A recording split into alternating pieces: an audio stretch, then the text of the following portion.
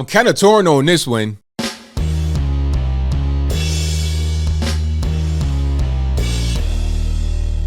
How's everybody doing? My name is Anthony Brian Logan, and today we got to talk about former Minneapolis police officer Kim Potter being found guilty on all charges as it relates to the shooting death of Daunte Wright earlier this year in Brooklyn Center, Minnesota, which is right in the Minneapolis-St. Paul area.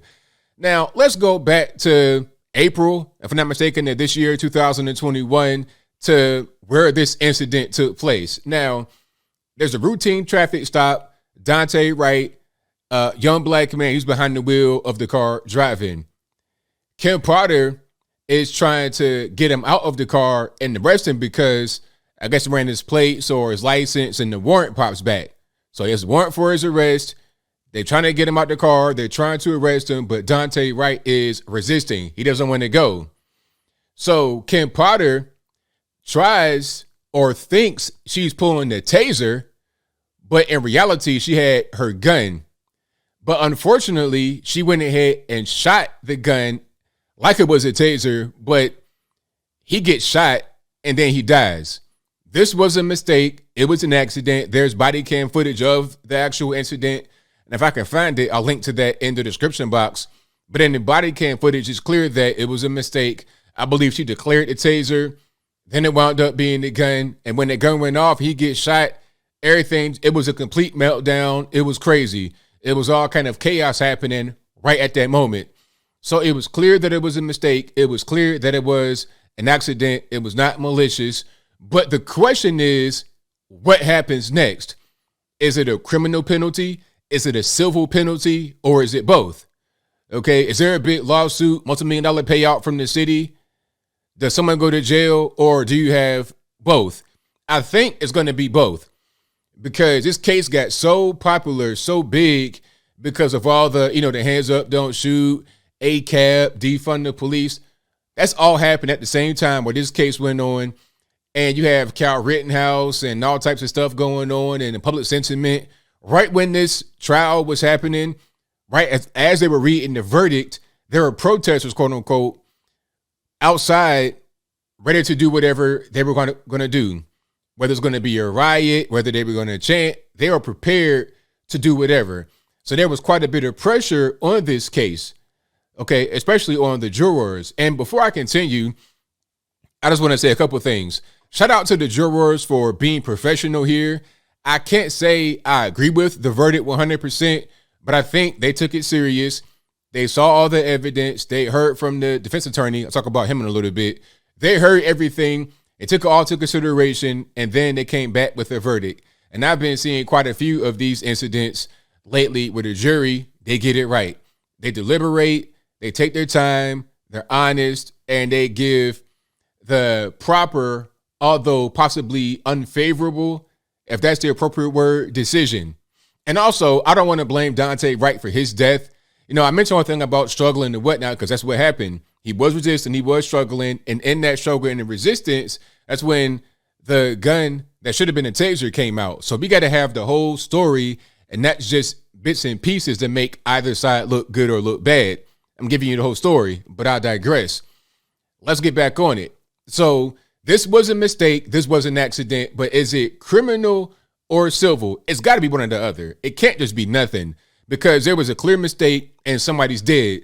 So somebody's got to pay. It's got to be responsibility, accountability somewhere. It can't just be nothing. Okay, that's just for sure. Now, if it were up to me, I would say there most certainly be a multi-million-dollar payout because somebody died when they shouldn't have died, right? It should have been a taser. Get him that way and get her done.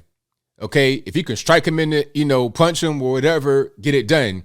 Daunte Wright did not present a weapon. He was not necessarily a physical threat, as far as I know. And if I'm wrong, y'all let me know in the comments. So the appropriate force was not deployed in this particular situation. All right. And the officer, Kim Potter, admitted in court that it was a mistake. She was trying to get the taser, but it wound up being a gun instead. And we can't blame it on lack of training because they want to say that, we need to give officers more training. Well, she had 1,600 hours in training on the taser. So what more training could have prevented this? It was simply a mistake. It was a bad one that cost a man his life. So there must be a penalty. But should it be criminal? Understand this. The first and second degree manslaughter she got convicted of, she could get about 15 years in the penitentiary. Okay, 15 years in the penitentiary for an accident. I'm not quite sure that really makes a lot of sense. We've seen quite a few accidents where things get really crazy. We saw that story about the man that was driving the big rig and crashed, and 4 people died as a result. He got 110 years in the penitentiary. They were trying to make him plead to 10, and he'd be out in 5. Although, I mean, was any of that his fault? They said because he bypassed the runaway truck ramp that it's his fault. But did he know about the runaway truck ramp? I mean, that's a hard one as well. Alec Baldwin is probably the most obvious situation here. This man pointed a weapon at somebody and shot him and killed him, but he didn't know that it was a live round inside. He didn't know that if he pulled the hammer back that the gun would fire, I suppose. I'm not really sure. You say he didn't pull the trigger. Was it a faulty weapon? Who's to blame? You got to blame somebody. You can't just say, all right, somebody's dead and nobody's to blame when there was a clear action that led to their death by somebody. If you point a gun at somebody, it goes off and they die, somebody's responsible. There shouldn't have been a live round in the gun. You shouldn't have been pointing it at them if it was a live round in the gun and you knew it.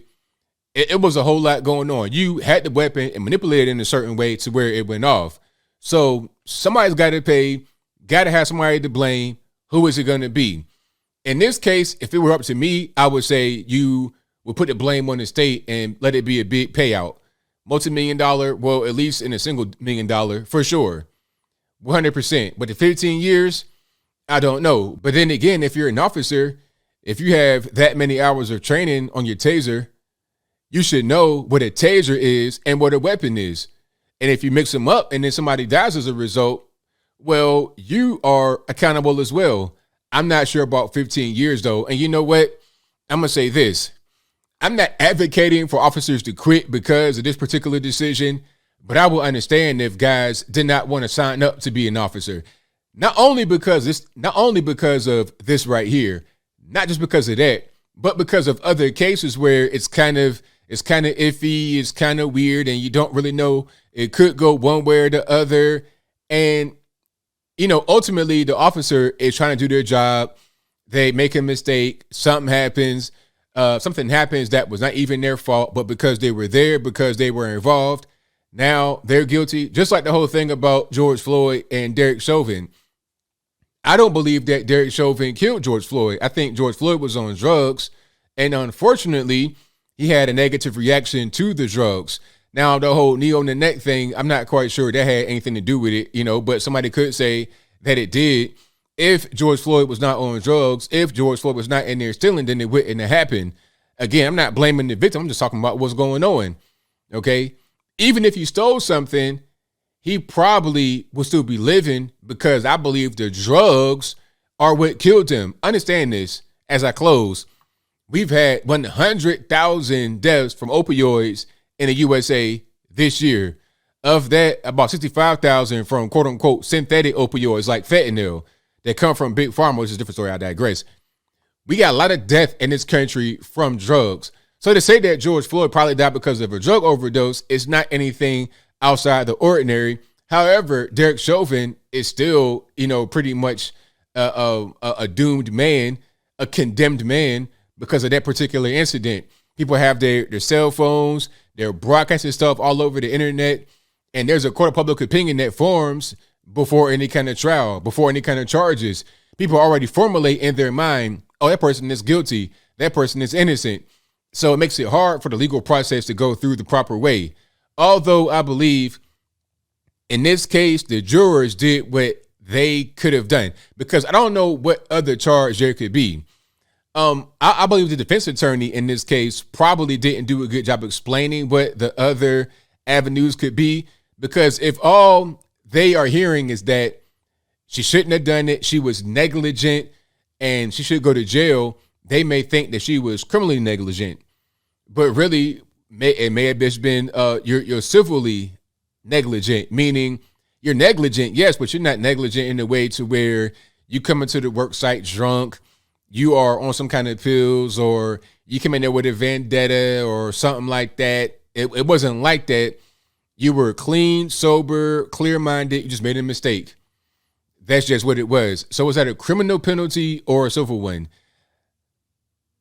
But I think I'll leave that right there for now. And what say you? How do you feel about this case out there in Brooklyn Center, Minneapolis, Minnesota? Whatever your thoughts are, let me know in the comments below. You guys pretty much know where I'm at. It's very unfortunate. May Dante Wright rest in peace. But it was an accident. That's just what it was. 15 years in the penitentiary, I don't know. If that's what the law says, and that's what the law says, it can't really do much about that. But I mean, officers are going to have a hard time looking at this and say, you know what? That's what I want to do. I want to be a police officer. So anytime when I make any kind of mistake, sometimes it could be a big one like this, or even a small one where somebody's offended or somebody's hurt, not even dead, then I could lose my job, maybe even lose my freedom and lose my life. So do I want to do something like that? The pay is not really that high.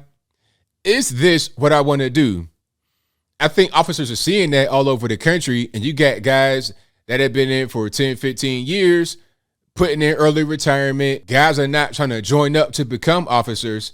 And I think what will ultimately happen is what you had in Miami back in the cocaine days, in the cocaine cowboy days, where nobody wanted to be a cop. It was too dangerous, and you got the worst of the worst to be cops. You start loosening standards. So, you know, they said back in cocaine cowboys, they were like, all right, on the application, you couldn't have used any drugs in the past 10 years. Then it became 5 years. Then it became 1 year. Then it was, hey, if you're not high right now, you're hired. And of course, you're going to have corrupt cops. I think it was one class in Miami where the entire class graduated, became cops, and then they all went to jail or died. All of them. You don't want to have that happen in the USA. So I think we need to, if we need any kind of reform, it's the laws that protect police and citizens equally, rather than having all these crazy laws that don't account for any kind of nuance or your professional role in a situation. But whatever your thoughts are, please let me know in the comments below. And that's all I got to say for this video. If you like what you heard, please comment, rate, share, and subscribe. Peace.